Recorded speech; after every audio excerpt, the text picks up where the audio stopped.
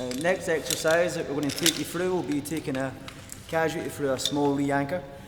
So for the level 2s, it'll be a re-anchor that's a distance between the 2 points of up to 1.5 metres. Now for this exercise, very similar to a rope-to-rope transfer, nice and slowly we're going to start descending down. And we'll keep descending until we get to eye level with the knots of that re-anchor.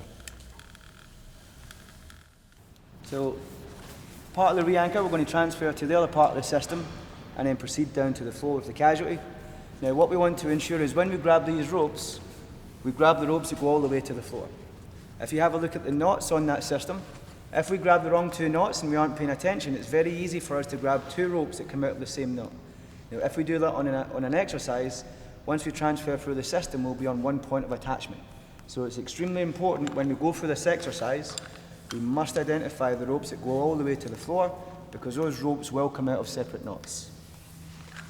So now I have the ropes, I know which ropes I need to attach to, and then I'm going to start attaching backup device first.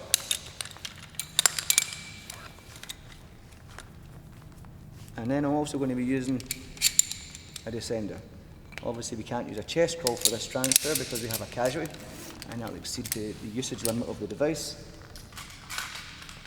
And when we attach the new descender, as always, ensure that we connect through not only the ventral D-ring, but through the connection to the casualty.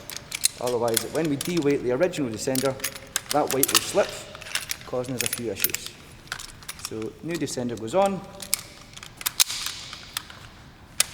Take up some slack, and make sure that backup stays nice and high. And all we have to do now, with the friction carabiner for our original descender, start to transfer our weight across to the new set of ropes.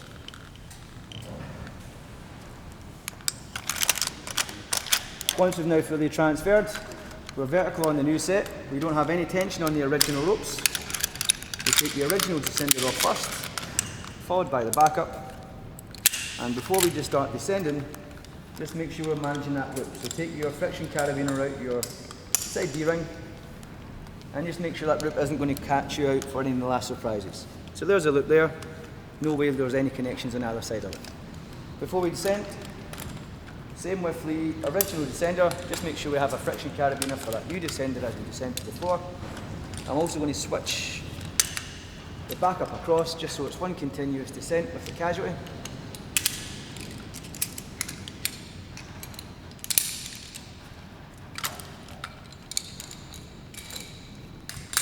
Take a few seconds to make your rescue a bit more efficient, and then away we go.